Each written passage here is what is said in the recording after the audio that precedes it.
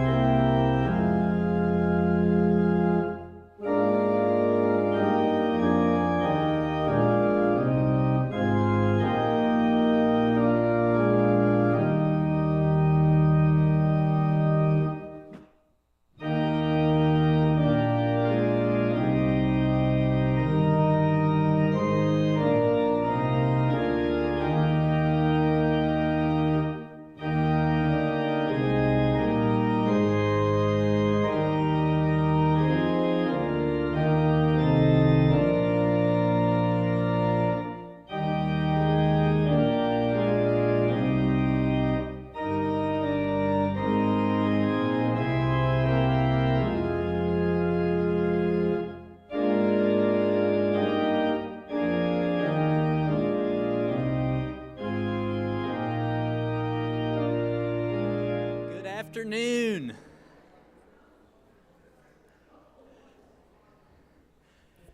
Good afternoon. Let's try that one more time. We are in church. Good afternoon.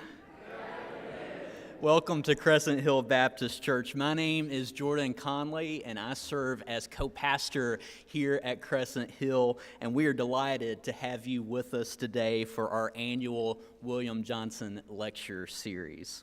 Crescent Hill established this lecture in 2011 to honor the ministry of Bill Johnson, who retired in May of this year after over 40 years of ministry at Crescent Hill. For many of those years, Bill served as Minister of Christian Education.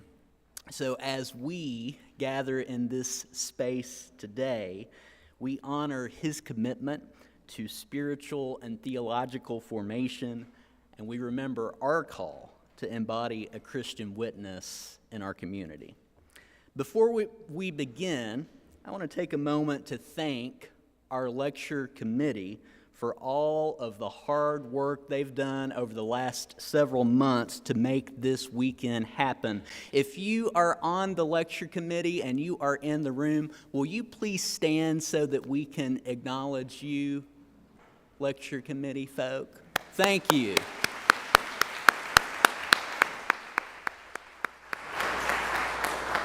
I know many are buzzing around welcoming folks to our building. We so appreciate everything you've done to plan this weekend. We also want to take a moment to thank the members of our tech team for all of the hard work that they are doing today, including partnering with our friends at Baptist News Global to stream this event across the miles to folks who could not be with us in Louisville today. Thank you, tech team, for everything you do. We want to remind you that Dr. Gushee will be preaching in worship tomorrow at 10:45, so we invite you to join us for that. And as the psalmist said, I was glad when they said unto me, let us go to the house of the Lord. It may not be Sunday, but it is good to be together in this sacred space today. You know, when we gather for worship in this space each week, we light the Christ candle as a reminder of the abiding light and love of the presence of God in and among us. And as we gather in this sacred space this day, may that light shine in the noise and the division and the chaos of these days. May the Holy Spirit tarry with us, challenging, inspiring, and reminding us of the presence of God's light in and among us. Join me in prayer.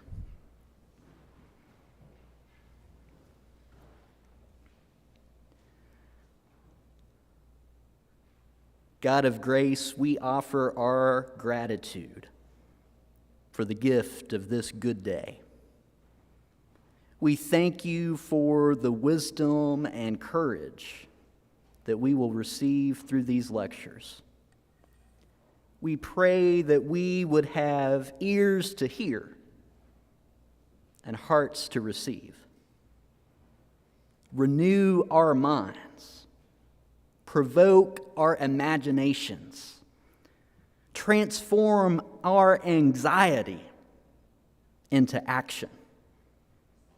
Equip and empower us so that when we depart from this holy, sacred space, we are propelled by the power of your Spirit to redeem our community, our country, through your truth and love, which you speak to us and through us.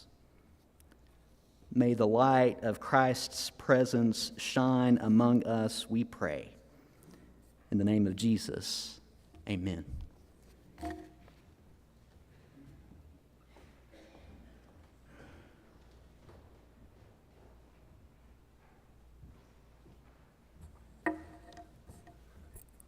Echoing what Pastor said, welcome to Crescent Hill Baptist Church. Just a few housekeeping items. Please take a moment and silence your phones. If your phone rings, you're going to be invited to sit on the panel and answer questions. More important than that, bathrooms are at the back of the sanctuary to the left and the right. And we're going to break for about 45 minutes to an hour at 3 o'clock. There'll be refreshments and some food in our Birchwood lobby. Volunteers will show you how to get there if you're not familiar with our building. During that time, there will also be book sales and book signings in the back of the church, and volunteers will show you how to get to that location as well. At the end of your pews, there are some 5x7 index cards. If you have questions for the panel, please write those on the index cards and we'll collect those. You can leave them at the end of the pews when you go for refreshments. And we will collect those and submit those in advance for the panel. I think that's it for housekeeping. There's no proverb. I'm not sure if it's Chinese or Persian or whatever it is. It doesn't really matter. There's some discussion about that, but it says, "May you live in interesting times." Depending upon the context of that proverb can either be a blessing or a curse. We certainly do live in interesting times. A little more about the Johnson Lectures. Typically, the lectures center around the intersection of faith and culture, and oftentimes politics. It's most often attended by critical thinkers with interest in that intersection. Dr. David Gushee has been a great friend to Crescent Hill Baptist Church and to critical thinkers everywhere. Dr. Gushee is the distinguished professor of Christian ethics at Mercer University, chair of the Christian social ethics at, I don't know how to say this, David, someplace in Amsterdam.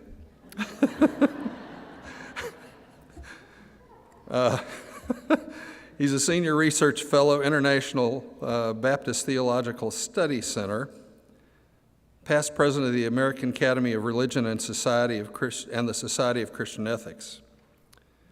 He's the co-author or editor of 27 different books, including the bestsellers. The first two are my favorites, Kingdom Ethics and Changing Our Mind. Actually, maybe the one we're talking about today is my current favorite. After Evangelicalism, Righteous Gentiles of the Holocaust, Introduction to Christian Ethics, The Sacredness of Human Life, and of course today's book, Defending Democracy from Its Christian Enemies. He's widely regarded as one of the world's leading Christian moral thinkers. David and his wife Jeannie live in Atlanta. Please join me in welcoming Dr. David Gushee.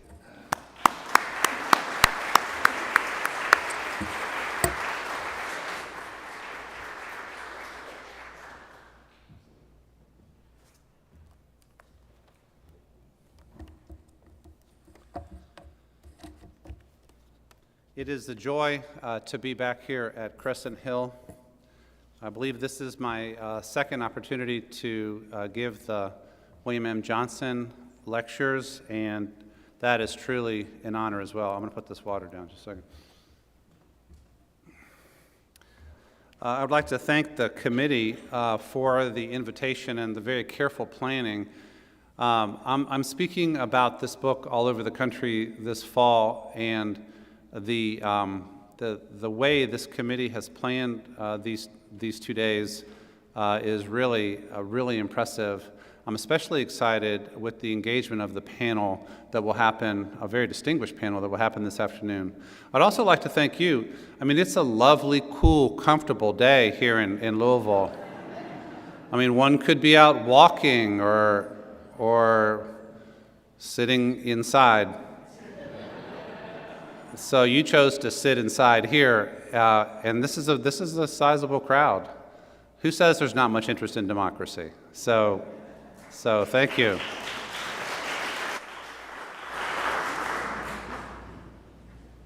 So I also appreciate the fact that that this is an unhurried afternoon. I've been given until 3 o'clock. Now, if I speak for 1 hour and 45 minutes, nobody will be happy. I won't be happy. You won't be happy. I do think, though, I have 47 slides. I think it'll take about an hour. There's not too many public speakers these days who talk for an hour at a time. Those who do, we generally run, fleeing from the room. But hopefully, this hour will be worth your time. And what I have done with this talk is to attempt to distill the message of my book into a kind of maybe a memorable way of organizing the ideas and a call to action. So some of this is a development over what's in the book. And so I hope you enjoy it. The way we'll do it today is I will speak, try to hit all the points, try to remember to advance the slides. That's asking a lot from me at this time. We had the grandkids with us this past week. Remind me to tell you about how I got talked into the Sky Zone experience. That's it's a trampoline park, and I did it with the 9-year-old and the 6-year-old, and I don't think I'll ever recover really from the experience, but that happened a few days ago. So anyway, I'm recovering from Grandchild Week, and but glad to be with you. If I move rather stiffly, you'll understand why. So I'll have about 45 slides, and I'm going to try to walk through them in an unhurried way to make the points that I feel they need to make, and then there'll be some time for Q&A. Then I believe at 3 o'clock we're breaking for book signing and for refreshments, and then we'll have an unhurried time for the panel. I think that is time well spent. I would also like to thank Crescent Hill Baptist Church for sponsoring this kind of conversation. There is a need for churches that are willing to be brave enough to host difficult conversations. We may not all agree. In fact, if we all agree on everything that I say or each other says today, that will be a shock. But to be able to disagree agreeably, to be able to respect each other, to model civility, and I hope to do that in my presentation too. Even though the title is very provocative, that's the most provocative thing in some ways about the book. Who are the Christian enemies of democracy? What are you saying? I hope that my presentation is fair. I hope that what I say about the people that I disagree with could be recognized by those people as an accurate representation of their concerns. My father, who analyzed environmental and energy policy for the federal government, may he rest in peace and may his memory be blessed, said, "You have not done analytical work well unless the people you disagree with can recognize themselves in how you characterize their position." And that's what I'm attempting to do today, while also making a robust case for a different Christian vision of public life. So,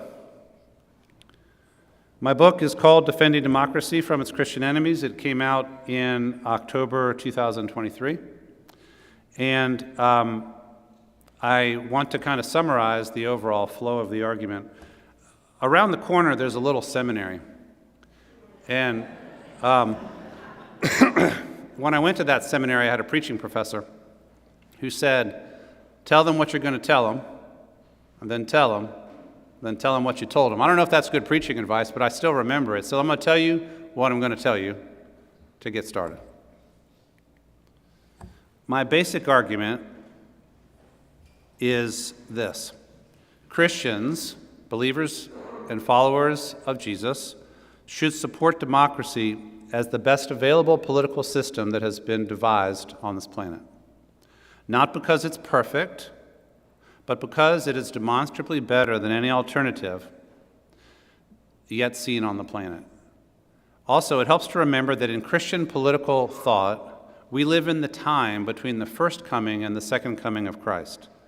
In that time, the seculum, there is no perfection, but there is better and worse. There is more and less just, more and less free. I'm proposing that democracy is better than any existing alternative, but always needing to be worked on to make it better than it is on any given day. But unfortunately, in this country and some other countries, many Christians today are demonstrating their attractedness to a version of politics that is not really democratic. It's called by various names. Probably the most common name on the left right now for the position that I'm critiquing is white Christian nationalism. It's sometimes called right-wing populism. It's sometimes called Christo-fascism. If you want to fight, call it that, right? I'm going to call it by a different name in this talk, but I'm not going to tell you what that name is yet. You have to keep listening. Thirdly, our 250-year-old U.S. democracy is among those that political scientists agree is showing signs of strain. It's at risk. There are many sources of this strain, and I would name three. One is structural problems in the U.S. constitutional order that need amendment, such as, for example, the Electoral College and the way the Senate operates at this time. That's political science stuff, but it's fixable. One might also say lifetime appointments to the Supreme Court, things like that. So the problem is our Constitution is very difficult to amend, but there are these structural issues related to the Constitution itself. Secondly, we have an odd, deeply intense polarization between two sides. You might call it extreme binary polarization. That itself threatens democracy wherever it happens. And then thirdly, and what I focus on, is a radicalized version of right-wing Christian politics that in some quarters is slipping loose of a commitment to democracy. In other words, it's a version of Christian politics that is showing an eroding interest in or commitment to democracy, at least the way the U.S. constitutional order is set up. I would also add that this problem of a radicalized right-wing Christian politics goes beyond U.S. boundaries. It is a global problem. The book describes 7 different countries in 2 different eras in which a majority Christian population embraced a politics that undercut either progress toward democracy or contributed to democratic backsliding or collapse. So 7 different countries, and you'll hear about them during this talk. And by the way, that international perspective is a really important thing that I think I add to the conversation, and I want you to know that pretty much everything that I talk about today, I'm always thinking, is what I'm saying, could it also be said of, for example, Hungary, or Russia, or Poland, or Brazil, the other countries that I talk about in the book, and there's some other ones too. The primary diagnosis that I offer in the book for why Christians sometimes make a radicalized right-wing turn is an extremely negative reaction to modernizing, liberalizing, pluralizing cultural developments. Modernizing, liberalizing, pluralizing cultural developments in lands that they have historically dominated. It's all three. A former or current majority religious population has an extremely negative reaction to modernizing, liberalizing, or pluralizing cultural developments in lands that they have historically dominated. And that's where I'll devote most of my attention today. Then, finally, the book retrieves 3 strands, there are more, but 3 strands of pro-democratic Christian tradition to commend to Christians at this moment. In other words, what I'm saying is we have a corrective to authoritarianism from within the Christian tradition itself. Multiple correctives, actually. And so we need to retrieve the best of our own pro-democratic Christian tradition. And these 3 that I focus on will be named in the second half of this talk. So if you're still here, you will get to hear what those are. If not, you may never know. And that would be sad for you and for all of us, okay? So you have to keep with me, all right? Erica, you with me so far? I have a PhD student of mine here in this room, and that makes me very nervous. Okay, so I just want you to know that. She's really brilliant. Hello, Erica. Erica will be on the panel. She may withdraw from the program after she's heard me speak. All right, so let's talk about democracy. My account of democracy, there's actually plenty to be said here, and I've tried different formulations, but here's what I would like to say today.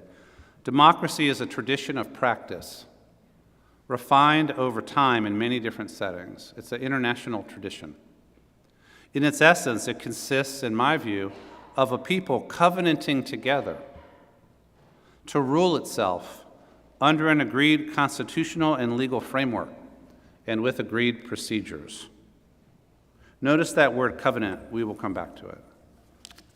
A tradition of practice, international. In its essence, people covenanting together to rule themselves. Democracy is the rule of the people constrained by the rule of law. If you don't have both, I don't think you have democracy, at least as we understand it in the tradition of practice that we're talking about. If it's just the rule of the people, then a majority can do whatever they want to a minority. If it's just the rule of law, then the law can be handled by tyrants. It's the rule of the people constrained by the rule of law that makes what we understand democracy to be. The rule of law, it consists of both the Constitution, which sets the framework for all lawmaking and kind of establishes the values of the people and sets the framework, the political order itself, and then the specific laws that are made by the representatives of the people. So it's both, the rule of the people constrained by the rule of law. Democracy replaces the rule of one, such as a king or dictator, or the rule of a few, such as an oligarchy or aristocracy, with the rule of the people as a whole, though, of course, in any polity of any substantial size, people need to come up with some way of creating a representational system because you can't have everybody voting about everything. So in a representative democracy, a system is set up for electing people to represent the people. And that, I think, as I read the Federalist Papers, that is what Republican government was understood to mean. There are some people on the right who are making a distinction these days between democratic and Republican government, which I think is essentially a specious distinction, though you get under the hood of the U.S. Constitution, there are elements that are more or less democratic, with more or less centralized power, but we could talk about that. Still, I can tell you that tyrants of all types have been opposed to both, whether you call it democratic or Republican government. They don't like it. Because in democratic or Republican government, the people have wrested control of the government from a tyrant or an aristocracy or an oligarchy and have taken sovereignty for themselves. Like all other covenants in human life, think of democracy as a covenant. We agree together to govern ourselves in such and such a way. Like all other covenants in human life, a democracy's survival, its health, and its strength are not guaranteed. Adherence to democratic norms and not just laws is essential. In other words, I think we took for granted here for a long time that somehow U.S. democracy would last forever, that it could never be seriously threatened, that just because it's been around for 250 years, if you go to the Constitution in late 18th century, that it would always be there. But where is that the rule in human life? I think we have among us in public life today people who are radically interested in reconsidering this constitutional order. So, like all other covenants in human life, a democracy's survival, health, and strength must be consciously protected, not taken for granted. In their really important book, 2017's Zablat and Levitsky, political scientists, their book is called How Democracies Die. That's even more provocative than my title, don't you think? They say a lot of things in that book. This is 2017, so 7 years ago. They say that democracies die when major public leaders begin doing things like rejecting or demonstrating a weak commitment to the democratic rules of the game, denying the legitimacy of political opponents, tolerating or encouraging political violence, and demonstrating or articulating a readiness to curtail the civil liberties of opponents, including the media. They remind us that democracies require not just written constitutions and laws and a well-functioning judiciary and legislative and executive, but also norms like mutual toleration and institutional forbearance. I love that one. That basically means whoever holds office at a specific time is aware that they are trustees of the office, that it is not wise to press their powers to the ultimate boundaries and invite legal challenges. In other words, they're trustees, they're covenantal trustees of the institutions themselves. I dropped something I wanted to say earlier. Part of what keeps the democratic covenant healthy is a citizenry who is paying attention and has the capacity and commitment to recognize democratic norms, to act to protect them, and to recognize when they're being threatened. To be able to tell the difference between, say, the significance of somebody's policy about child tax credits and somebody's threat to democratic norms themselves. When you're talking about the rules of the game themselves, there is nothing more important than the game itself, the rules of the game. So the main term that I see in the political science literature for what I'm worried about is democratic backsliding. Here we are in a Baptist church, we're going to talk about backsliding, okay? I'm going to see some people down here kneeling here by the end, okay? What is democratic backsliding? Democratic backsliding is when democratic norms begin to give way to authoritarianism. It happens, for example, when popular sovereignty, that principle, that sacred principle, is weakened. When political pluralism is attacked, so there's only one legitimate party. When a dominant individual or party entrenches itself or himself or herself at the center of national life and refuses to leave. When you have an end to genuinely free and fair elections. In general, authoritarianism looks like the erosion of the rule of law, the weakening of the constitutional order, the weakening of the separation of powers, threats to civil liberties, and civil and political rights. Authoritarianism begins with attacks on the norms, traditions, and practices of democracy. Now, if somebody, sitting at the coffee shop says, I don't know about this democracy thing, we should lock up everybody who won't vote, that's one thing. That's just a person in a coffee shop. When it's major candidates for national office, it's something entirely different. When visible political leaders attack the Constitution, the norms, the traditions, and practices of democracy, they threaten the democratic order. When they are successful, if they carry out a kind of an anti-democratic self-coup, in the end what you have is the centralization of power and the destruction of democratic practices, maybe weakening and then destruction.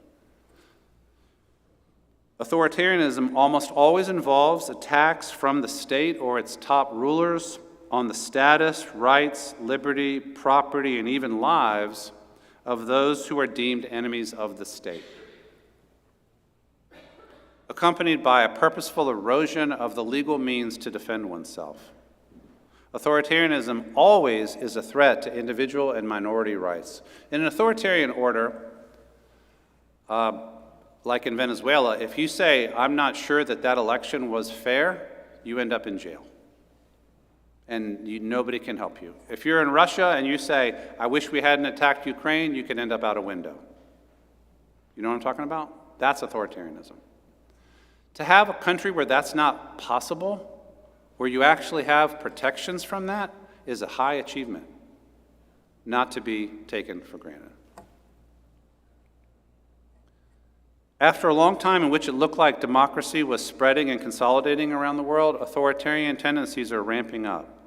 The health of a number of democracies is weakening. In the book, I quote from Freedom House, which you can look up, I think it's freedomhouse.org. They do democratic health scores on all countries that claim to be democracies. Love that. Every year they evaluate, say, they give you a number based on parameters that are widely respected. There are other organizations. I'm actually speaking in Stockholm in a couple weeks at the International Democracy and Electoral Assistance Program, and they help democracies, get healthy and run good elections and so on. So there's these international groups that are monitoring democracies. So how would you say the U.S.'s democracy score has looked over the last few years? It's not been doing very well. As a Christian ethicist, I'm especially interested in what I call religiously inflected authoritarianism. You might call it religiously infected authoritarianism, in which people's religious beliefs and motives are mobilized to encourage democratic backsliding. You can have democratic backsliding in a secular context. I'm interested in democratic backsliding in a religious context, especially among religiously minded people. Now, I hasten to add that in our polarized context, both sides, left and right, red and blue, accuse each other of authoritarianism and anti-democratic tendencies. If you go to the bookstore, like if you go to Barnes & Noble under the current, sorry about that, Carmichael, you don't want to go to Barnes & Noble, you want to go to Carmichael. But if you happen to be at Barnes & Noble, you'll see, here's the current books that accuse the left of being authoritarian and fascist, and here's the other books that accuse the right of being authoritarian and fascist. We don't see reality in the same way, and we're hurling these words at each other. Now, I'll leave it to you as to whether you think both sides are equally guilty of authoritarian tendencies. I don't. But I do think there are some issues that everybody needs to be concerned about. So what is going wrong? How are we getting here in the U.S. and in some other countries? And what do we do about it? Really, this talk is you've had the intro, but this talk is in really two parts. What is going wrong and what do we do about it? What is going wrong, you will understand the substance of this talk if by the end you know what this acronym means. ARC. ARC. Do you know what it is? You don't, because you haven't heard the talk yet, okay? And you'll know what I think a good prescription is if you know what DCA stands for. So my subtitle here is Moving Christians from ARC to DCA. I'm a preacher. 3 letters. Altar call at the end. So see if you can figure out what these letters mean. So let's begin with the diagnosis. And this diagnostic part is itself, it's an analysis that involves certain judgments. I'll be interested to see what you think of it. My primary diagnosis of where right-wing, anti-democratic Christian tendencies come from is distressed religious traditionalists. Imagine a group of traditional or conservative religious people in a country who feel deeply distressed at the direction of their country. If you ask them, they'd say they don't like almost anything that has happened in the country over the last several decades, especially in the religion and morality arena. This is especially hard for them because they're used to a society, or they believe they have once lived in a society with religion and values that better matched up with their own.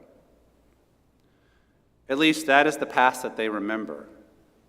Make America great again, or make Hungary great again, or make Russia great again, for this population means restore a lost world of religious and moral values that we were used to and that represented our own. Sometimes this is called nostalgia politics. I like this phrase from Fritz Stern, the emigre Jewish mid-century political scientist. He called it the politics of cultural despair. I don't think we can understand right-wing populism without understanding the politics of cultural despair. This population that is grieving over a lost world could theoretically be found in any country and in relation to any religion. It could be traditionalist Hindus in India who think India has become too pluralistic and secular. It could be traditionalist Muslims in Turkey who think that Turkey should never have been founded as a modern secular democracy. It could be Orthodox Jews in Israel who think that for Israel to be what God wants it to be, it needs to be Orthodox, as the constitutional order. Indeed, I mention all three of these countries in the book with a bit of extra attention to Israel. But as a Christian ethicist, I focus on Christians. So this distressed religious traditionalist population could be Eastern Orthodox folks in Russia or Bulgaria or someplace. It could be Catholics in Poland or France, Anglicans in the British Commonwealth countries, Lutherans in Sweden or Germany, Catholics and Calvinists in Hungary, or Protestant fundamentalists, evangelicals, and Pentecostals in Brazil or the U.S. You could add conservative Catholics in the U.S. as well. What don't they like? Again, the description I'm going to offer is intended to apply to any of these countries, not just ours. They don't like the fading of Christian belief, practice, and influence. They see fewer people going to church, fewer claiming Christian identity, fewer reading the Bible or respecting the church. Churches closing. Sundays losing their protected status. They don't like it when they see it affecting their churches, and especially their family members and their communities. They don't like the abandonment of moral beliefs that they believe are God's will, not just their opinion. They see these abandoned religious beliefs, these moral beliefs, as essential to human well-being, and that what's happening is a rebellion against God. They don't like broad cultural and lifestyle changes that they believe reflect painfully the erosion of traditional morality. And again, this is across multiple countries, but the kind of concerns you see, whether it's in Hungary or Poland or Russia or Brazil or the U.S., includes the routine acceptance of sex outside of marriage, the availability of birth control to unmarried people, widespread divorce, the entire LGBTQ plus reality, abortion, pornography, media, coarseness, maybe drug legalization and widespread drug and alcohol abuse, maybe women in the workplace and in power, maybe assisted suicide, maybe in vitro fertilization. Different traditionalists might have different particular concerns, but on the whole, taken together, it feels to them like the culture has lost its moral grounding and is morally decaying. You ever talk to anybody who sounds that way when you talk to them? It's like, yeah, this country's going to hell. We lost our way, we abandoned God. We just need to get back to the way things used to be. That's the kind of people I'm talking about, right? And there are millions of them, and not just here. Also, this population does not like the feeling of displacement and loss of power that has resulted. They think this used to be a Christian nation, our kind of Christian nation. Again, this is generally a majoritarian thing. These are not like Baptists in Poland. These are Catholics in Poland. These are Russian Orthodox, like Eastern Orthodox in Russia. These are majority religious communities. They think, we used to be in charge here. This was our country. Most people were in church. People respected the church. The institutions seemed to honor Christianity. The leaders talked a lot of God talk. With this fading, they feel that the culture doesn't belong to them anymore, and it should belong to them because it's their country. Others are now in charge. How in the world did others get to be in charge? Others with different values, with different religions or no religion, atheists of all people. At its most extreme, this simply becomes our enemies who are also God's enemies have won, and this is catastrophic. Maybe their dislike ends up having a racial or ethnic dimension. The phenomenon I am describing does not always or necessarily have a racial dimension, but it often does. If this traditionalist group is of a historically predominant racial group or identifies as such, if among the cultural changes that are occurring, these include changes in racial and ethnic composition, like through immigration, or growing racial and ethnic group social integration, or racial and ethnic minority political power, the traditionalist religious communities can rather seamlessly extend their overall dislike for current culture in the direction of racism, anti-ethnic minority, anti-migrant animus.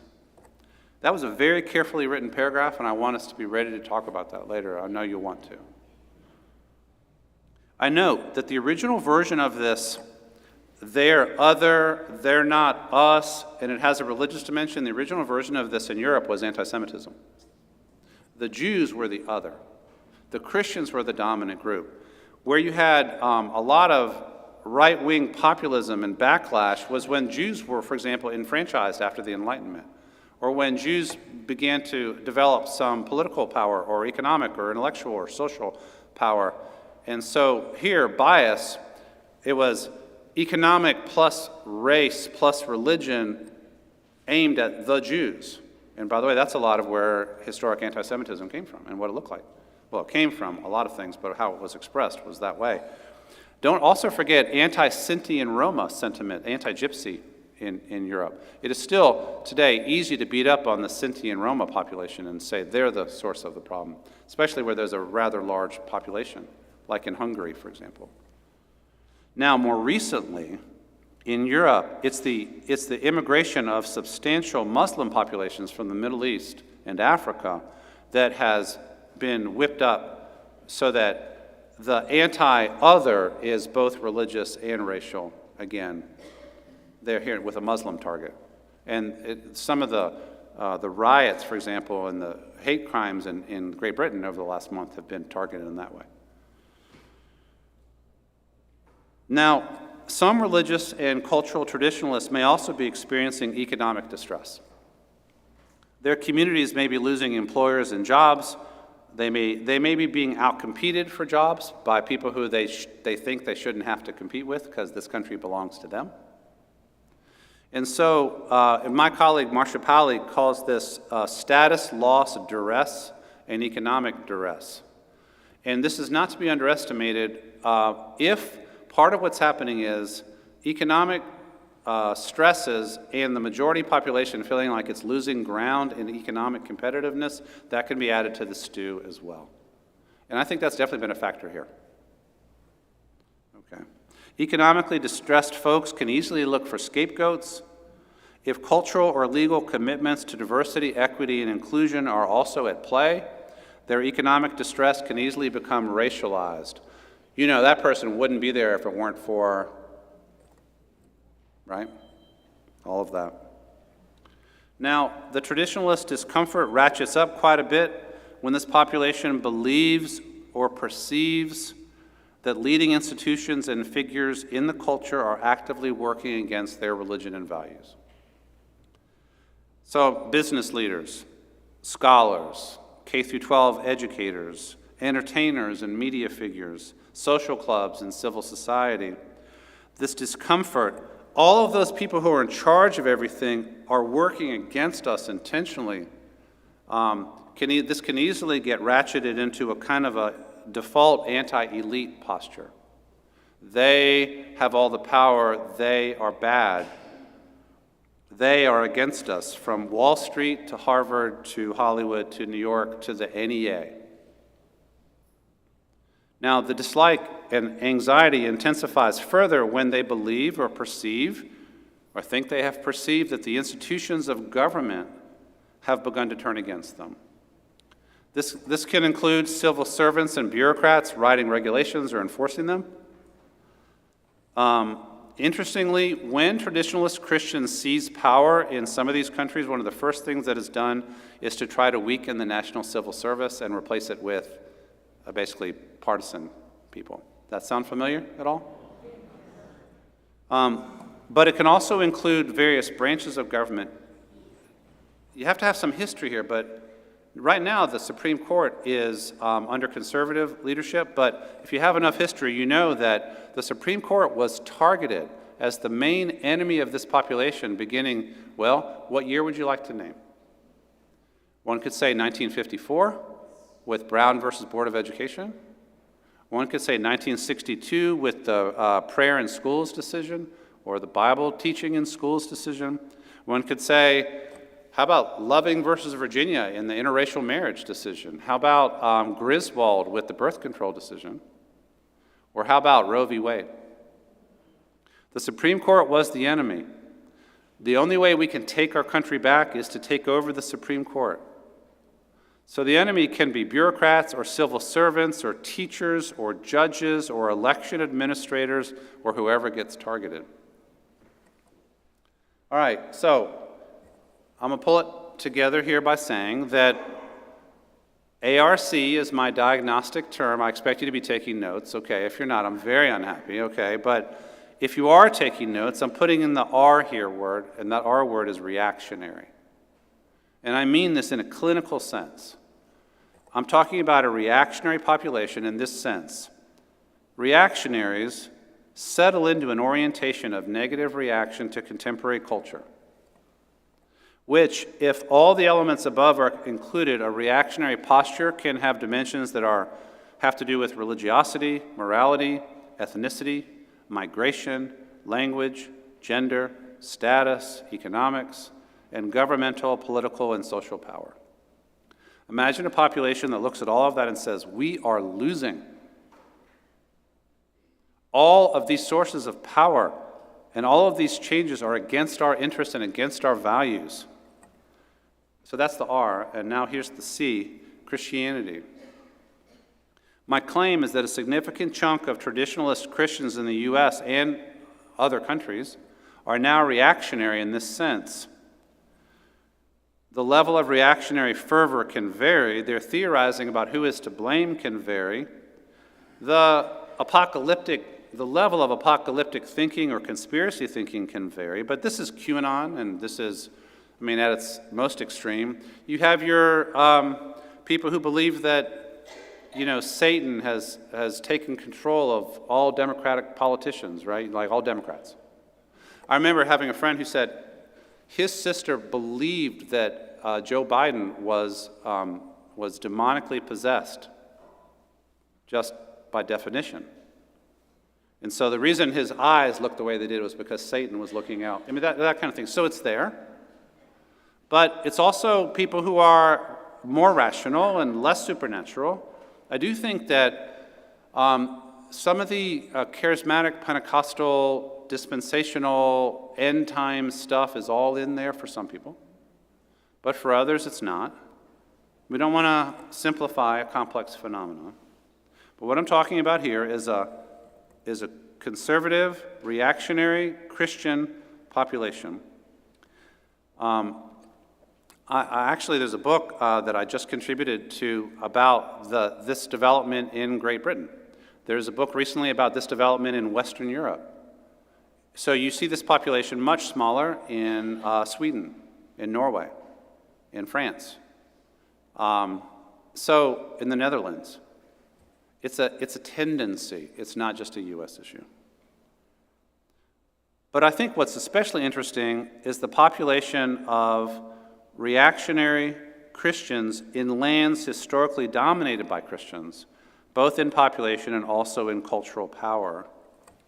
So the dynamic of reactionary Christianity is most intense when the sense of loss is the freshest. We're just now losing.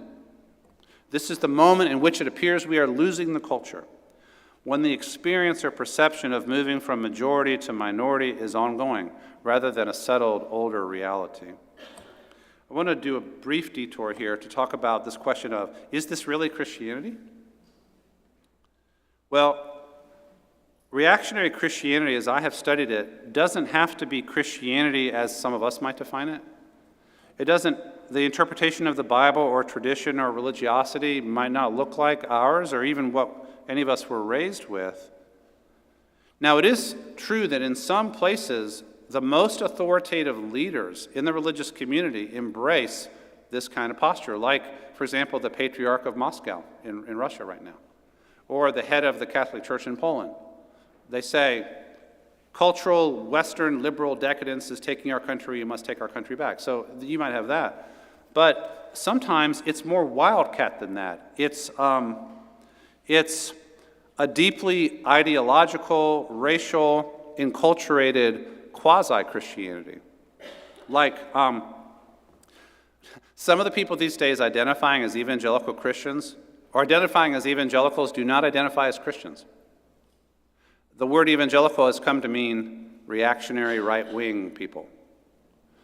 And in my earlier research on Nazi Germany, I discovered, like Nazified Christianity was more Nazi than Christian, but people thought they were both. Christianity is almost infinitely malleable to be able to be hijacked by any ideological movement for people to name themselves as Christian. So in other words, you had people march on the Capitol and invade the Capitol on January 6th who believed they were acting as Christians. You have people who are wanting to take down our constitutional order in the name of Christ. One of the debates in the book that I just mentioned out of the UK is whether this should be called a Christian movement or a Christian movement. Whatever you want to call it, these people believe they're Christians and they're acting in the name of Christ. So, next move. Massive cultural change is wrenching. Political scientists who study the phenomenon of cultural backlash say it's about as predictable as anything could be in human life. Massive cultural changes, especially when they're rapid, in any political community, can be simultaneously viewed as wonderful and welcome by some and viewed as awful and catastrophic by others. So here's a group over here celebrating, for example, gay marriage.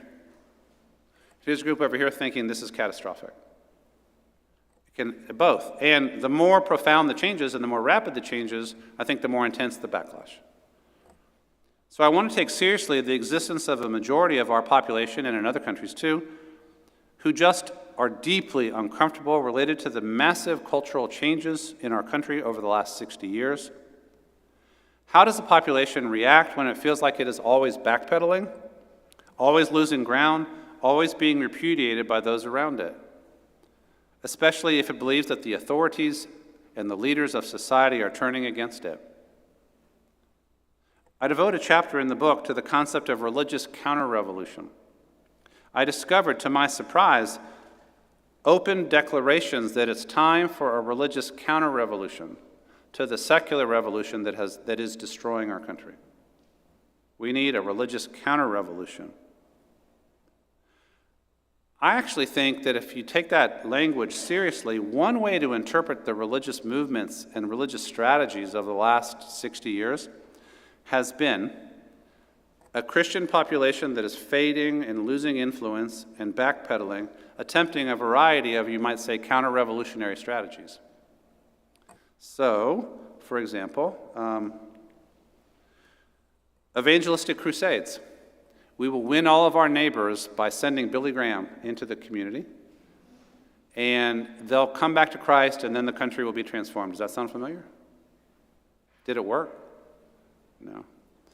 Maybe, okay, well, we may not get the majority, but maybe we can disciple our young in church, youth, and children's ministry, in college ministry, in parachurch ministry, and we can insulate them from the seductions of a secular culture.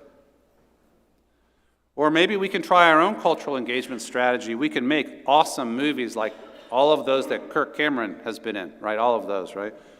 The Christian music, Christian movies, Christian whatever. Or we can educate our children differently, either by withdrawing them from the public schools, into home schools, or into Christian schools. Or if or that isn't working, or even if we think it might be, there's one other thing we can do. We can get involved in mainstream democratic politics. We can work with a political party to see if we can get our agenda advanced. And in the US, for the right, that strategy looked like the moral majority in the late 1970s. And that strategy was followed for about 40 years. But I would say that even from the perspective of the conservative side, the counter-revolution failed. Every strategy that was attempted failed. The turn to politics, the idea was, well, these other things aren't working, but if we can get Ronald Reagan with us, then we can get our goals advanced. Well, maybe not him, maybe George W. And it never really worked. I do think that the alliance between the conservative Christians and the Republican Party has become so profound as to amount to an identity fusion, so that there really is no difference in identity there. But by 2015, most conservative Christian leaders were completely unsatisfied with the results of their organizing efforts for 40 years. And I picked 2015 for two reasons. Two O's, Obergefell and Obama. The fact that a conservative Supreme Court led by John Roberts would give you national gay marriage, and that Barack Obama had been president for 2 terms, was enough to send this population to another level of panic. 2015. And then along came Donald J. Trump. I believe that the game changed when Donald Trump came along. He really is a world historical figure. This is my conclusion after 9 years of watching. But what makes him a historically significant figure is that he refused to play the democratic politics game the polite way that it had been more or less played. He adopted an authoritarian strategy, or at least he struck authoritarian rhetorical notes in ways that were new for us. Zablat and Levitsky already said, in looking at his campaign, and it gets into their book that I mentioned earlier, that Trump already was crossing those boundary lines that separate democratic from authoritarian politics. Remember the 4 criteria that they used? Refusing to play by the democratic rules of the game, like refusing to recognize the legitimacy of political opponents, refusing to reject political violence. Remember, beat 'em up, that stuff at the rallies, remember that? Refusing to respect the media, enemies of the people. Refusing to respect election results. Refusing to cooperate with the peaceful transfer of power. These are simple criteria, but powerful ones, and they can be applied to any politician in any country claiming to be a democracy. They are you might say, the basic criteria of democracy. And I would say that gradually, Trump took a major part of the reactionary Christian population along with him. They were not many of them were seriously interested in authoritarianism in 2015, but as he went on his journey, they went on the journey with him.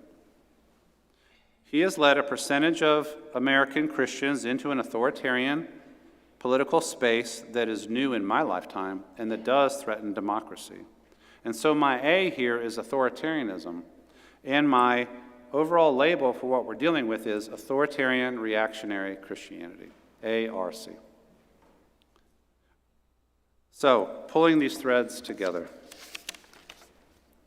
my concern is this precise situation when a substantial population of Christians who have positioned themselves in a reactionary posture in relation to culture and who believe that all of their strategies have failed, including democratic strategies, meet up with just the right/wrong kind of politician at just the right moment. A politician who proclaims that he deeply shares their concerns and is their biggest advocate, who does not confine himself to the democratic rules of the game, and who tempts this Christian population to follow him over the anti-democratic cliff. This, by the way, is not a bad description of Viktor Orban in Hungary or Putin in Russia, though they never consolidated a democracy. There was hope. The Law and Justice Party in Poland barely voted out of office. Jair Bolsonaro in Brazil. All of these people, their base is aggrieved, reactionary Christians who finally found in their guy the warrior that they were looking for. The one who would win the battle against the liberals, the woke, the Democrats. Big D or little d.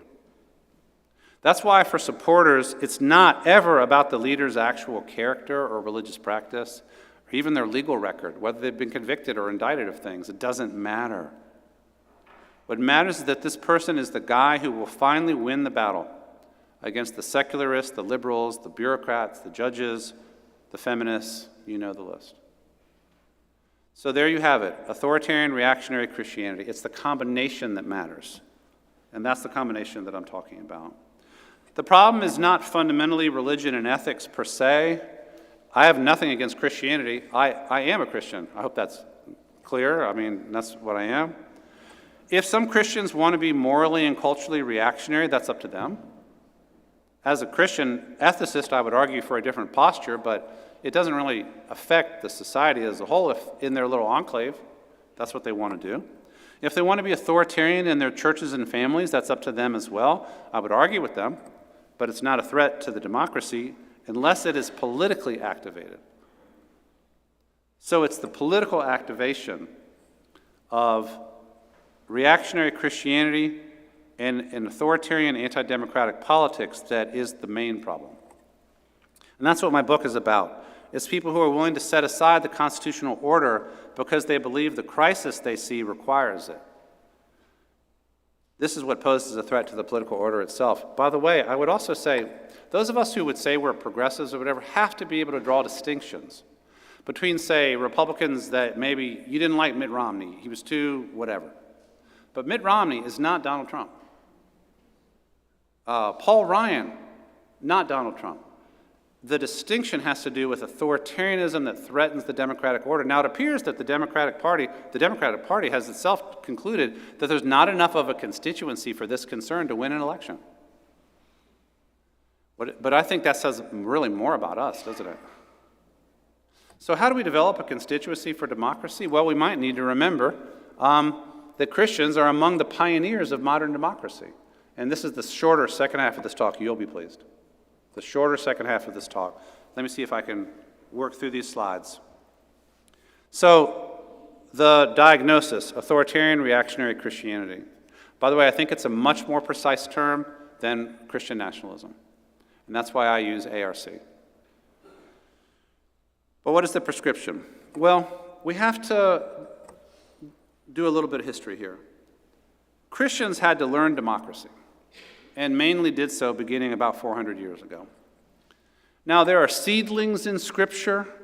I think the most important can be gleaned from studying Jewish law and the covenantal structure of the Jewish relationship with God and in Jewish community. There are aspects of Jesus' teachings and elements of the way of life of the early church that are constructive, but nowhere do we see a democratic political order in the Bible. If the Bible is all you have for thinking about politics, you're not going to get to democracy. You're just not. And by the way, the fact that we have a fixed canon means that naive readings of the Bible will often take people back to authoritarian politics because there's always theocracy, there's always the kings, there's always the emperors, it's authoritarian. You actually have to be willing to learn something from history to get to democracy, including the failures of Christian history. So let's continue. Our earliest Christian political experience was 300 years of obscurity, periodic persecution, and lack of power. Today, Christians sometimes romanticize martyrdom. I don't recommend romanticizing martyrdom. But then, Constantine supposedly converts in the 4th century. Within 60 years, Christianity moves from persecuted to tolerated to the official religion of the Roman Empire. Everybody who studies Christian history has to know about this and has to know how much it changed us. So from the 4th century, late 4th century forward, Christianity is becoming Christendom. The church and the state are moving into various forms of partnership, both in the East and in the West. The era of cathedrals and castles and knights and queens and bishops. If you ever visited Europe, you know there's the cathedral and there's the palace and they're all in there together. Many people romanticize that medieval period. And there's a kind of a Catholic reactionary posture that really would like to go back to the medieval order, the pre-Reformation order. But not too many people who were Jewish or Muslim or Albigensian or whatever would be too enthusiastic about doing that. So the subjugation of religious minorities, the pogroms against Jews, the crusades against Muslims, the heresy hunting, the Inquisitions, Christianity learned autocracy for over 1,000 years. But then the Reformation came along and fractured and then splintered Christendom. Ruling dynasties changed hands, different heads rolled, wars of religion, constant bloodletting in the name of Jesus. And all those lovely cathedrals and Christian rulers and stuff were up to their eyeballs in the blood of each other. Beginning in the early 17th century, especially in England, there began to be some voices saying we have to come up with a different way of doing religion and politics. And among those who made the greatest contribution were the early Baptists.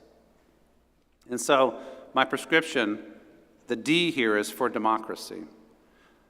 Beginning with the radical wing of the Reformation in England, and also not overlooking the Anabaptists when they made their turn to pacifism on the continent, Christians began to embrace democracy, and among those in the center of it were the Baptists. I offer a chapter especially on Baptist Democrats in England and then the colonies, who were at first begging just for some breathing room and religious freedom, and over the decades gradually maturing an anti-authoritarian, anti-absolutist, pro-human rights, eventually a democratic vision.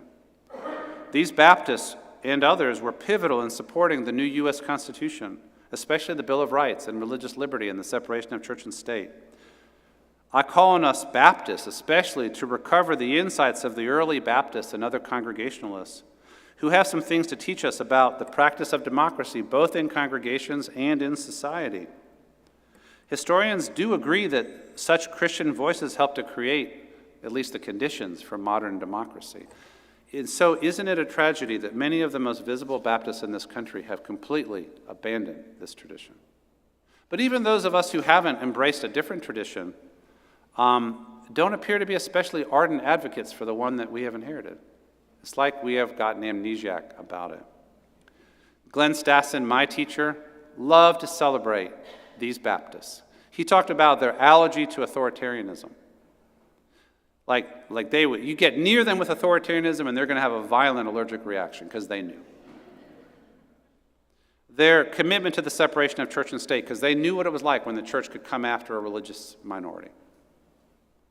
Their passion for human rights, especially the rights of the marginalized by conviction or any other category. Their steadfast conviction that democracy is the best form of human self-government because it constrains centralized power and protects minority rights. Come on, Baptists, remember who you are. Then I want to talk about a little bit more difficult and complicated legacy, the covenantal legacy that I associate in the beginning with the Puritans, but also gets into the Baptist bloodstream as well. English Baptists emerged from the radical wing of Puritanism in their commitment to a covenantal way of thinking about community. Rather than seeing the church as flowing from the top down, they saw the church as belonging to Jesus, but as constituted by people who were level with each other, who would write a covenant and would covenant together to be church together. It's this covenantal dimension that the king doesn't constitute the church, the people constitute the church. The people make a covenant, write the terms of that covenant down, and then you make a vow of commitment to that covenant, and then you're in the church, and you can be held accountable to that vow. That's what I'm talking about, the covenantal tradition.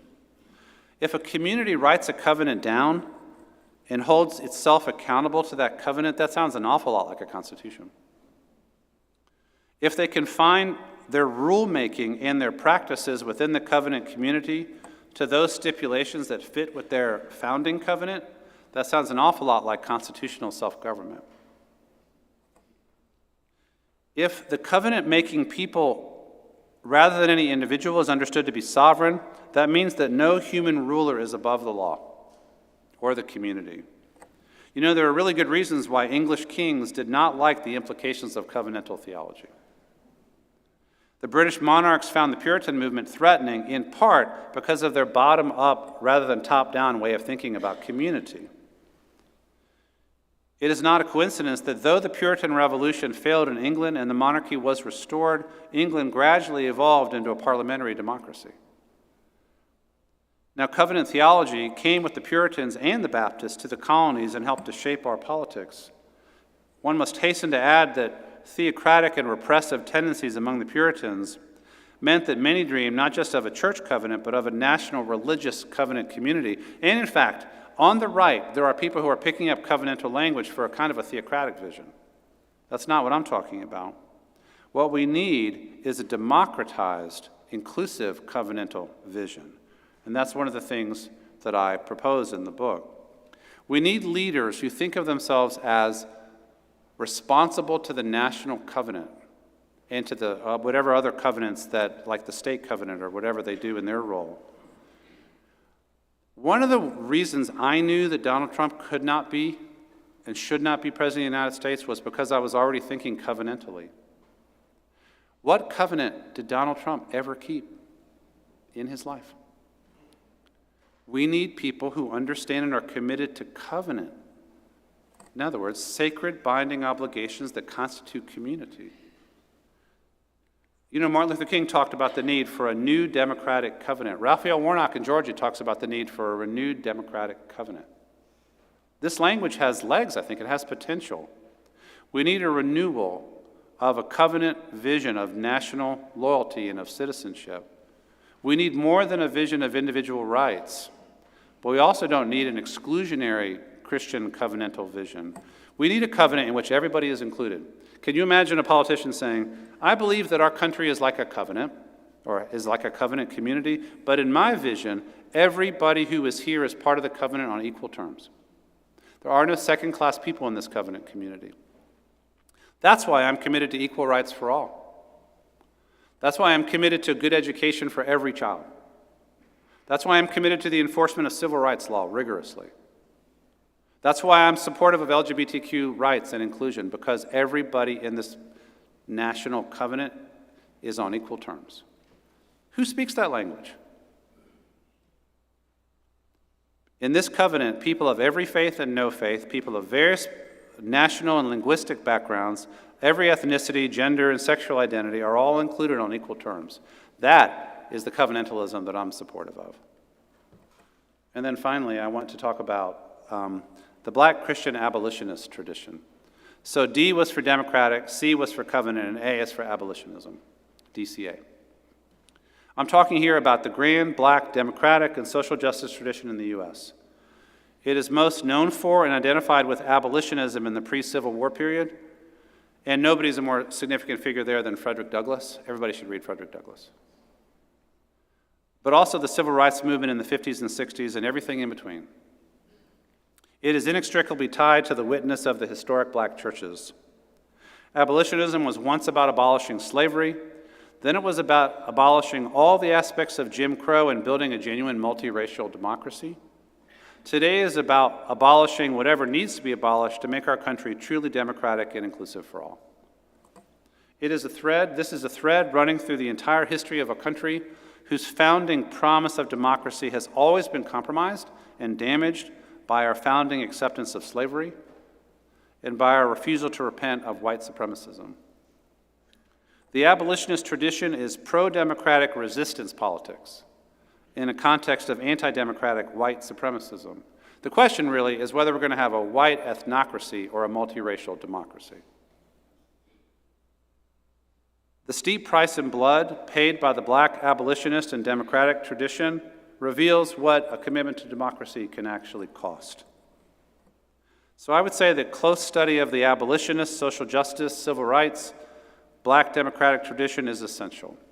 I call on all of us to read about Frederick Douglass and Sojourner Truth, W.E.B. Du Bois, Fannie Lou Hamer, Malcolm X, James Baldwin, James Cone, Martin Luther King. Abolitionist Christianity is the most distilled diametric opposite of authoritarian reactionary Christianity. And especially where authoritarian reactionary Christianity is most terribly infected by racism, they are, you might say, mortal enemies. Only one of these two can prevail in a society. It is a version of Christianity, not just of politics. In fact, I would say that this Black Christian abolitionism is the best version both of politics and of religion ever produced on this continent. It has always stood for, as Dr. King said, the call of Black people to America to finally rise up and live out the true meaning of our supposed creed. This call and the entirety of the black democratic tradition is a resource for Democrats, little d Democrats, everywhere. And it's one reason why it's studied everywhere democracy is being fought for. So I will wrap up with a call to action. This is the altar call. So what did we do today? Well, we began by saying, diagnostically, the problem here is authoritarian reactionary Christianity, ARC. And the one way to describe the antidote is a version of Christianity that can be described as democratic, covenantal, and abolitionist. Two fundamentally competing religious, moral, and political visions that are in front of us today. The very existence and historical depth of the pro-democratic Christian tradition is a reminder that you don't have to be a secular person to support democracy. Democracy is deeply rooted in Christian history. It has Enlightenment dimensions as well. I don't think we would have gotten there without the Enlightenment side, but we also couldn't have gotten there without the Christian side. The struggle in the U.S. and in many other countries is whether an ARC or a DCA vision will prevail. My first call to action this afternoon is to study enough of this history to be able to articulate a robust Christian case for constitutional democracy. We've gotten lazy. We don't even know how to do this anymore. To be able to defend to our neighbors the rule of law, equal rights, minority rights, freedom of conscience, religious liberty, anti-authoritarianism. To be able to describe the democratic, covenantal, and abolitionist strands of the Christian heritage. Be able to say, I fight for our democratic constitutional order in part because I am a Christian, and then name the specific Christian commitments that inform that. My second call to action is to learn to articulate our opposition to authoritarian reactionary Christianity as part of our Christian commitment and is not related to partisanship or personality. This is not just about one person. If Trump disappears, say, after November, the ARC phenomenon will still be there. It's a population and an idea, not just about a person. To the extent that it sounds like we're just being partisans or we're upset about one person, we undercut our own most significant cause. Be able to say, I'm opposed to any party or politician in any country that I know about that demonstrates authoritarian and anti-democratic tendencies. I am a Democrat. I believe in democracy, little d. I test all politicians based on their commitment to the democratic rules of the game. And I know what those rules are. How many of us can do that now? And then third, participate in political action which begins with voting but goes far beyond it. But make that participation be connected to pro-constitutionalist, pro-rule of law, anti-authoritarian commitments.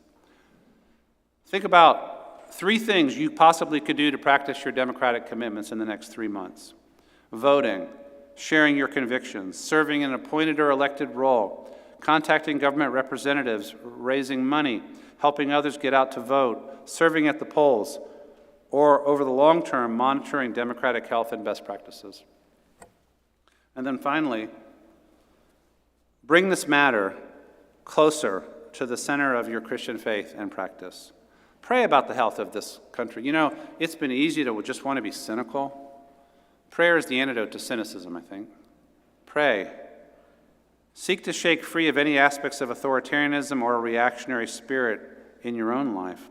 By the way, if you think about it, the sadness of a reactionary posture is its reaction to every change is negative. But aren't there some changes we would like to celebrate?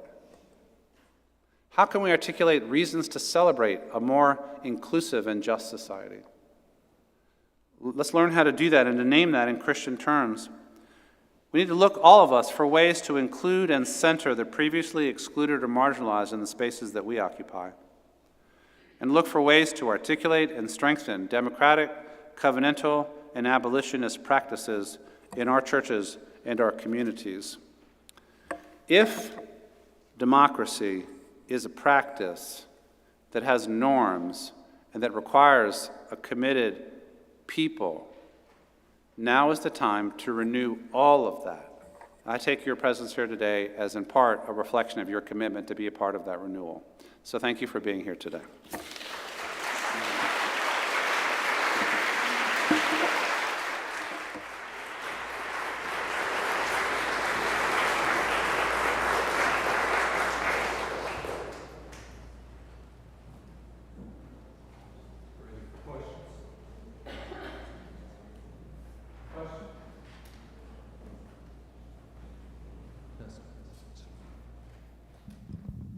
these on. Yep. I just wondered, am I okay here? I just wondered how it is that you have not mentioned the role of women in all of this. Women having acquired the vote in 1920 and birth control in the 1960s and so on, making demands to equality and participating in the workforce and in politics seems to me to have been a big part, seems to me to have been a big part of this movement toward the far right, beginning in the 70s and 80s. I agree. I did mention women in the workplace and in power on slide 13. Yeah. See, what I want to say is if you talk with folks in this reactionary population, different people key in on different things. I do think that the modern feminist movement and the tremendous advances for women definitely are a major part of the cultural change that many of us celebrate, most of us probably, all of us in this room celebrate, but that the reactionaries dislike. There's no question about it. And a lot of the specific issues are tied to gender and gender roles, absolutely. And there's no question that a kind of a traditionalist anti-feminism is in all of these reactionary movements. What I'm trying to do in the diagnosis is to, you might say, pile up all the different kinds of things that people react negatively to. Somebody could say you didn't emphasize race enough. I mean, for some people, this whole story is a story about race. But I also don't think it's only a story about race. I also don't think it's only a story about women's roles. I think it's all of it. I think it's things like, how come these churches are closing? How come our kids don't want to go to church anymore? How come they're being taught a curriculum at such and such elementary school that I never approved? It's all of it. So I am attempting in the overall talk to say it's all of it, and you have some activists focusing on one piece, some activists focusing on another piece, but the big ball of reaction is about the accumulation of changes that have turned a certain part of the population reactionary. That's for me. Thank you very much. Yeah, next question. For being here with us. Sorry. First off, I want to thank you for being here with us today. Given your topic, the first thing that came to my mind that I related all of this to is the poem First They Came by Martin, I'm going to kill this last name, Niemöller. How close do you think we are at a high risk of losing our political freedom? And do you think the current leaders see this? I'll be very direct. I've heard enough from people in the orbit of Trump, people who have talked openly about going after the enemies of Trump, that I would not at all be surprised for there to be an effort to harass, intimidate, possibly prosecute highly visible opponents. I know people in my orbit who are trying to make plans for exit or for legal defense. And the thing about this era is, and this is one thing we've learned about social media, is you don't have to necessarily prosecute somebody. You can harass them by simply calling their name on social media. Somebody needs to go to David Gushee's house. He lives at such and such a street in Atlanta, and need to let him know that he's an enemy of the people. That's all you would need. It's already happened. Swatting and doxing and also if the next step is taken and you have a compliant judiciary or you have an immunized executive, how about the people who've already been named as proper prospects of prosecution, like General Milley or General Kelly? One of the hallmarks of authoritarianism is the loss of individual freedom of expression and the protection of the rule of law from arbitrary arrest. Arbitrary harassment and arrest. I think there are people in Trump's orbit and Trump himself who would at least be seriously open to the idea of pressing the boundaries there and seeing who could possibly be prosecuted. I'm not on the top list of religious enemies, but I would be on whatever level. I would be aware of the possibility. I have been aware of the possibility. I've made some decisions that is based on that possibility. So this is part of what I mean by the rule of law is fragile. The protection of dissent. You need your political leaders saying, I may not disagree with such and such a person, but I recognize that they're fellow Americans and we'll certainly respect their rights. You know, when those stop being the commitments, then you intensify the risk. So that is, I think we are legitimately concerned about an erosion of individual rights and the attack on specific political enemies, because such ideas have already been articulated by the Republican candidate and the people around him. So, no, it's not Nazi Germany, but Nazi Germany didn't begin in Auschwitz. Nazi Germany began in 1933 with this little move and that little move and that little move. That's why Democrats, little d, must pay attention to all these things. By the way, Dietrich Bonhoeffer, one of my favorites, his brother-in-law, Hans von Dohnanyi, was a lawyer, and what he did that made him dangerous was he kept track of every violation of the rule of law in Nazi Germany. And he had a file. And the way he attempted to stand up for the rule of law was to name every violation. And it ultimately became one of the reasons why there was a conspiracy, because there was no way to correct for all those violations, and it had turned into murderousness and genocide and so on.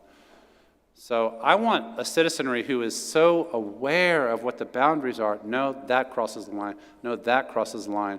And is able to prioritize that over the inflation rate or something. I fear we've lost that ability. There's a hand in the back, a couple hands.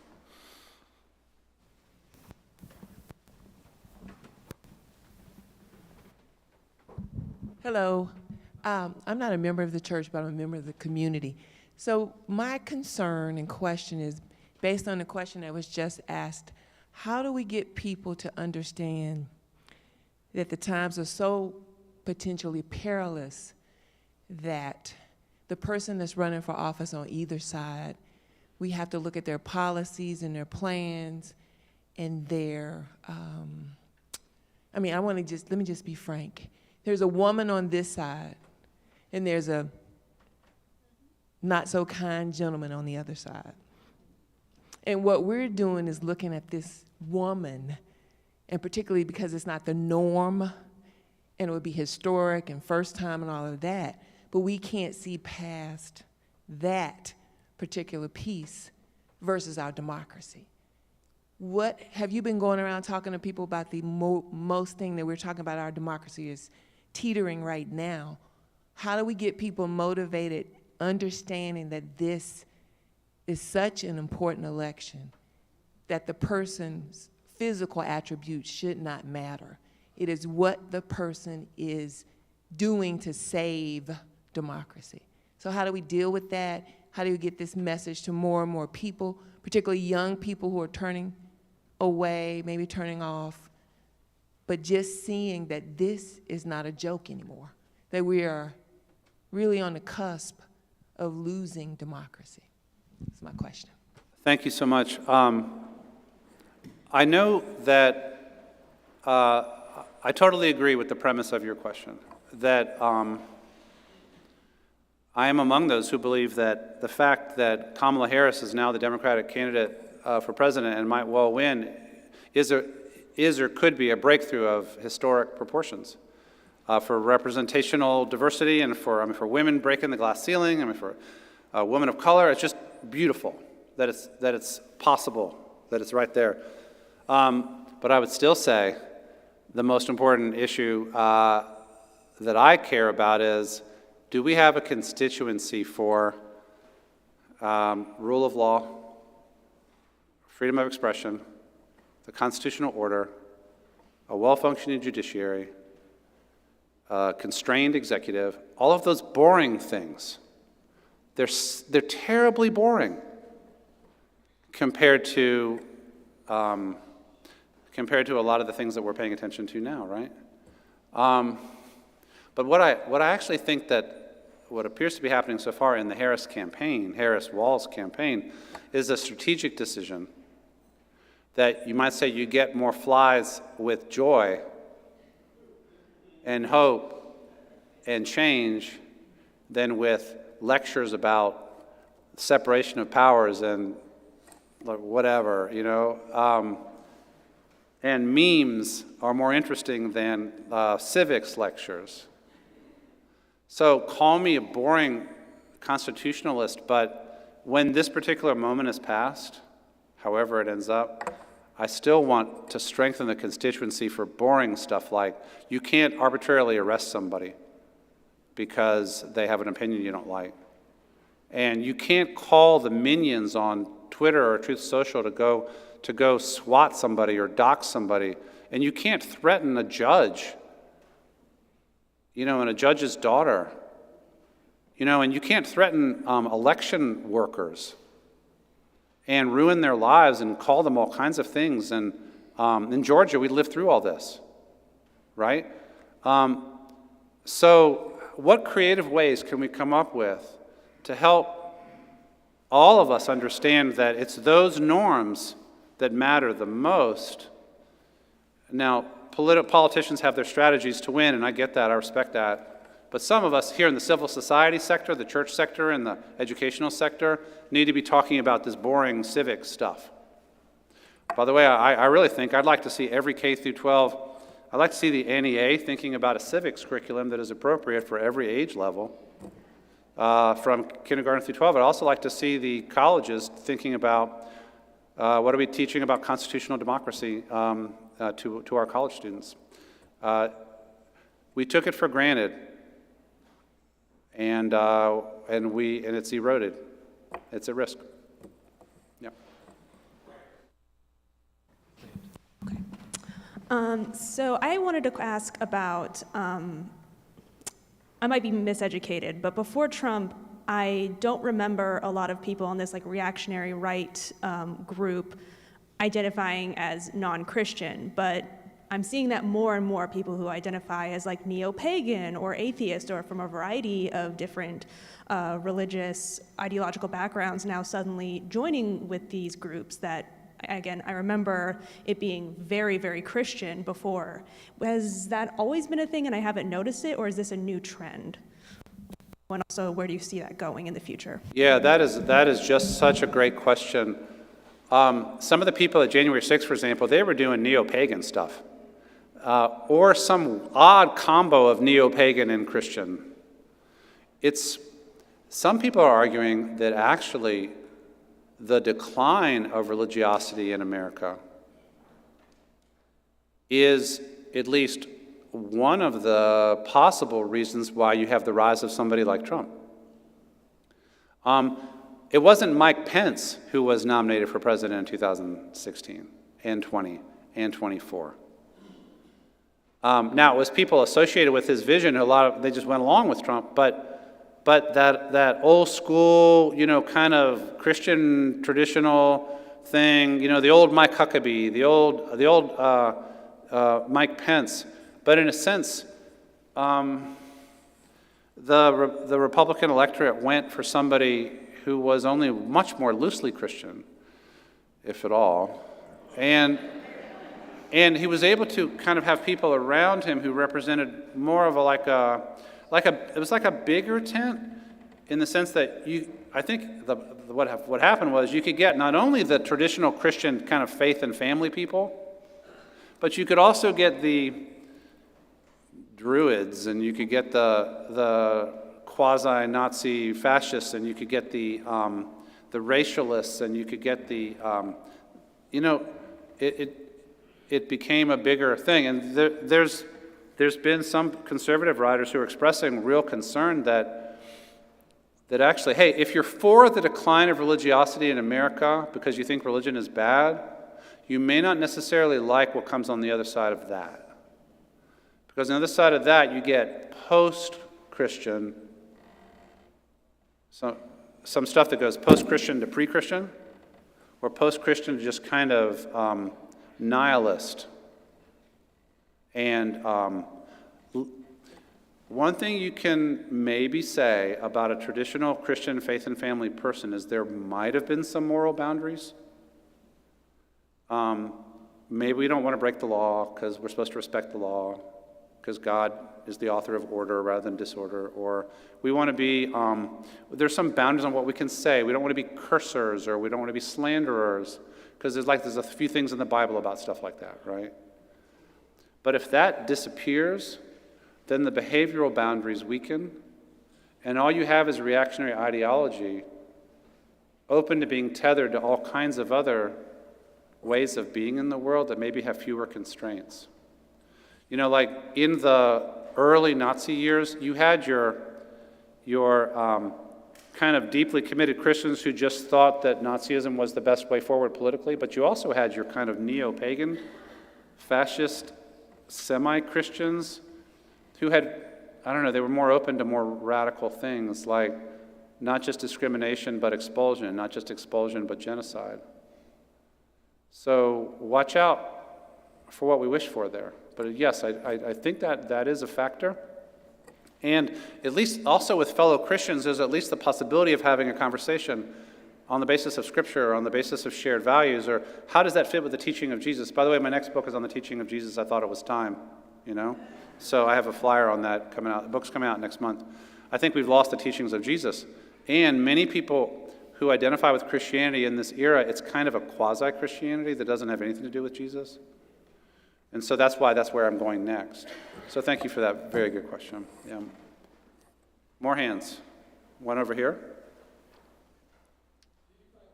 The tide of authoritarianism is perhaps beginning to ebb, and I'm thinking of the elections in France and Great Britain, and possibly what might happen here in November.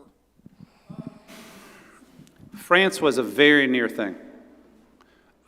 Nobody understands France, not even the French, okay? So let's be honest about that. But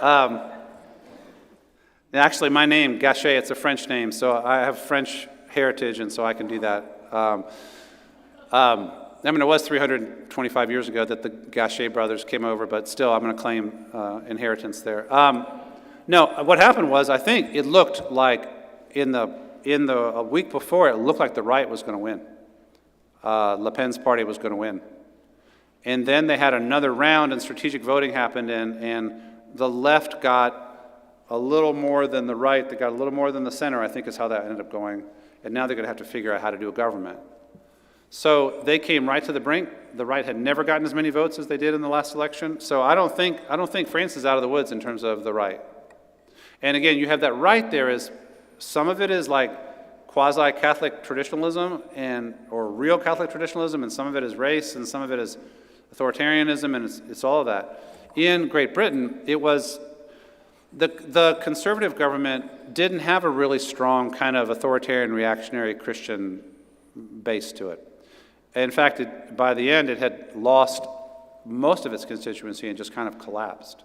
But there is a kind of a identitarian conservatism in Britain that is more identified with the now Nigel Farage and the Reform Party than with the Tories. I'm going to Sweden. They have a pretty substantial right-wing Christian identitarian movement there. In the Netherlands, the Conservative Party got more votes than it had, I think, ever before. Germany, the AfD party is surging. I think they're over 25%. That's the hardest right-wing party. So no, I don't think this is going away. I don't think that this population, the ARC population, has a majority in the U.S., nothing like it, but it may have as much of a third of the population. You can do a lot with a third. So maybe a little more than a third. Yeah.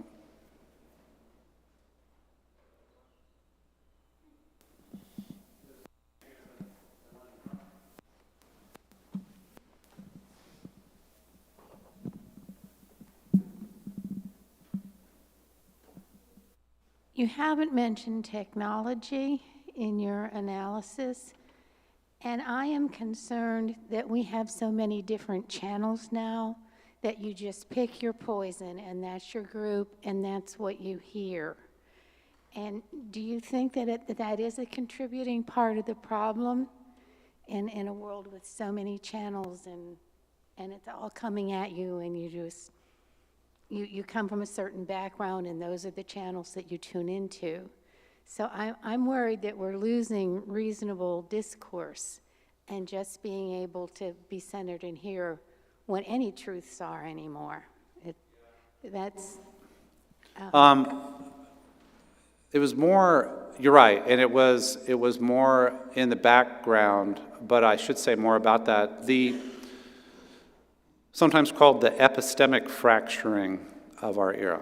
Epistemic, having to do with how we know what we know. And so the lack of shared spaces where we can agree on a common truth and where we can trust the same source.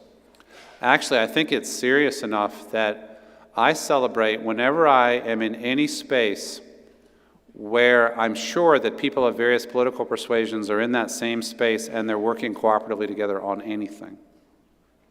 Or they're celebrating anything in common, like, at least like the Olympics, maybe everybody's watching and hoping for the result of their country. Or, I mean, it's nationalism, but at least it's not, we hate each other, let's kill each other. It's not that, you know. And Or I go to Atlanta Braves games a lot, and I'm a big fan. And in such spaces, people of various differences gather together, and we agree on the rules of the game, and we agree on what we want to have happen, and we have the experience together. Anything where we have an experience together is good. Churches are often spaces now where people who disagree about things still are in the same room, but there are fewer and fewer such churches as people sort along the tribal left-right lines. School board used to be, at school board meetings used to be an environment where people would say, what's the kind of non-partisan, how do we figure out what's best for the education of our kids here in this community? Sometimes school boards are still like that, and sometimes they become heavily politicized as people fight each other over details of, you know, it's left versus right. So any space where we remember how to talk to each other and where we share a common reality is a good thing for us. All the time I have two concerns about this country. One is the victory of the authoritarian reactionary Christianity. The other is the complete collapse of our ability to be in community together, and thus civil disorder and chaos. I have concerns about both. So both the extreme polarization problem and the right-wing reaction problem concern me a lot. And some days one is a higher concern than another. By the way, like something I want you to notice about today, a church like this is a context with a long tradition of a kind of speech that is not partisan speech. It's anchored in a tradition. So church is a resource that we need to remember. It's a resource for epistemic community rather than fracturing. So is the academy.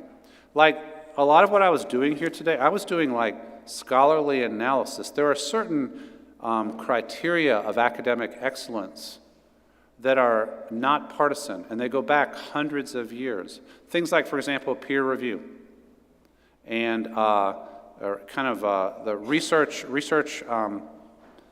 assessment by people outside your little group. So you might say that both the academy and the church are ancient institutions that offer something that may be uniquely valuable in a context of such polarization. So we need the academy to do what it does, and we need the church to do what it does, so we can remember that it didn't have to be that way, and we can talk to each other. Yeah. You spoke about the role of social vilification of Trump's enemies, say. What part do you think that will play versus, say, Project 2025? Do you see him actually, personally, I could see him spending all his time just,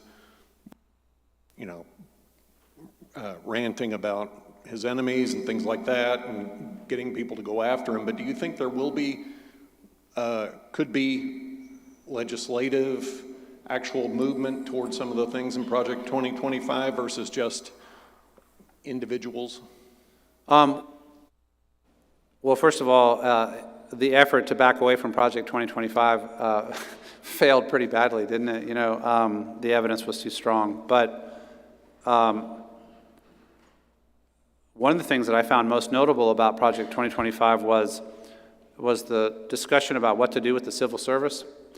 My father worked, I mentioned, for the federal government in environmental and policy analysis, and he was one of those career civil servants who served Democrats and Republican administrations in Congress and stuff, and his job was academic quality analysis that was nonpartisan. If you gut the civil service of people like that, you are at risk of not just politicizing government and its function, but of dramatically weakening its quality. So I think I especially perked up at the stuff related to the civil service, kind of reaching down into the civil service and gutting it of people who had years of experience and are known for their nonpartisan ability and excellence. So I'm especially concerned about that. Ranting about somebody needs to do something about General Milley is intimidating. Sending the police and arresting him is an entirely different level, right? The question that we don't really know is that if Trump takes power again, whether he and the people around him would operationalize ranting, and you might say turn it into a policy. There's enough people around him that express interest in doing such that I think it's a legitimate worry. Like a person doing risk assessment, like me, has to be aware of possibilities. And then people who are much more visible. Mainly, like, if you're a high person in the Democratic Party, or you were involved in the impeachment inquiries, or you were involved in the January 6th committee, or you are highly visible, I think one would have a legitimate concern about prosecution. And that, again, is a step over to authoritarianism, unmistakably, right? But I want us to be aware of every kind of threat to the norms of the democratic game. And that's one of them, but there's a lot of other ones. Yeah, there's another, I think there's one here, yeah. Yes, when you mentioned the academy, and you also mentioned a little seminary down the road, Yeah. made me think back 50 years to my teenage self, listening to my then pastor say, this thing is coming to our denomination. And all of us going like, oh, it's too strong, that can't happen. And I don't know if what happened there was reflective of what was happening in the political world, again, telling my age, but I was just a teenager. But it seems to me that the SBC playbook that was so efficiently implemented, much to the detriment of many churches and our community as a whole, you talk about the importance of vigorous scholarship, being exchanged for not so. Do you see a parallel track between that playbook? You mentioned school boards, trying to use those kind of methods to take control. In terms of posture, I would say that the SBC of 2024 is almost textbook authoritarian reactionary Christianity. I I would say that the strategies that were used in the conservative movement from 79 to 91 involved taking advantage of weaknesses in the democratic structure of the convention. As far as I know, the democratic process was used to end part of the community and make them leave. By the way, that's one of the, what political scientists know is that one of the vulnerabilities of democracy is that people can use democratic processes to end democracy. Hitler, for example, in the 20s, he often talked about democracy is for weaklings. What we need is a Führer. We need a strong leader. But yeah, I mean, we will play the parliamentary game. After the coup failed in 1923, he said, we're going to play the parliamentary game until we win. And then democracy was over in 6 months. So you can use democracy to destroy democracy. You can also, here's what's, I haven't mentioned this really, but part of what you can do is you can use democracy to erode democracy, but while lying about what you're doing, so that it seems to some that democracy is still there because you're not really telling the truth about what you're doing. That is a lot of what Viktor Orban has done in Hungary. Still a democracy, but so many of the checks and balances and the structures of democracy have been weakened that it's not really a democracy according to external outside observers. It's an illiberal, semi-democratic autocracy. By the way, there are people who help us analyze these things by giving language to it and giving scores and things like that. Hungary is not Russia. In Russia, you end up dead more often. In Hungary, you end up more marginalized and pushed out and harassed. Don't often end up dead. There's a difference between ending up dead and being harassed. We need to know the difference, right? But I think Viktor Orban has sufficiently destroyed democracy in Hungary that he will reign as long as he wants to. It's over there. That is authoritarianism. And you know there are people here who fantasize about this movement ruling indefinitely. But anyway, I do think there are links. I do think that the SBC folks of the late 70s, the ones who won in the late 70s and 80s, they ruthlessly used a weak democratic system to prevail and then kind of choked off a lot of the democracy. But still, there are lively debates at SBC meetings about exactly how reactionary are we going to be in a given year, right? So democracy isn't completely destroyed there, but it's in a much more narrow band. Yeah. Before the break. Yeah. Related to what you were just saying, actually, do you think that the majority of this estimated third of America that would identify with the ARC, do you think they genuinely want authoritarianism, or do they not really know that it's authoritarianism? And when you get people on the right saying, oh, it's the left that are the authoritarians, are they aware of the hypocrisy? Is it an actual perception that any way other than my own must be authoritarian? Yeah. To the first question, there are intellectuals and religious folks on the Trumpist side or the ARC side that are actively proposing radical revisions to our constitutional order, including that book, Christian Nationalism by Stephen Wolfe. Is he here? I don't remember where he is. But where really what is being proposed in that case is a kind of a Puritan constitutional republic, which would basically mean Christian rule, the institutionalizing of Christ in the Constitution, the marginalizing of non-Christians in their political and civil rights. So there are people who are dreaming of a medieval Christendom. There are people who are dreaming of a Puritan theocracy. There are people who still are dreaming of the Reconstructionist dream of a country governed by Old Testament law, including stoning for adultery or same-sex activity. And so you got them, but you've also just got people who want something more like the re-enshrinement of majority Christianity in all institutions of culture. Like that, with the education secretary in Oklahoma, that guy Walters is his name, I think.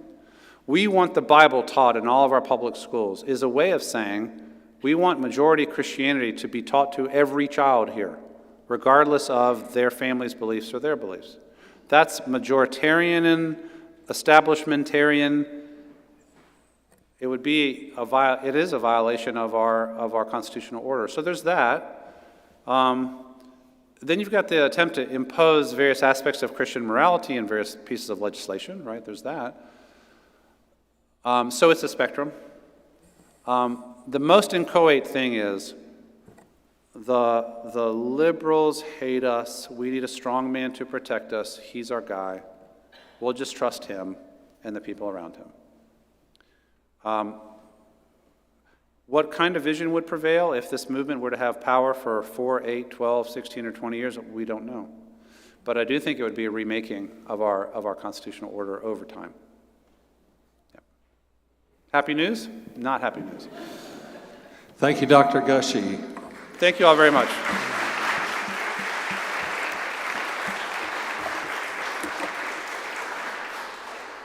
Friends, was promised to take a break until about 4 o'clock.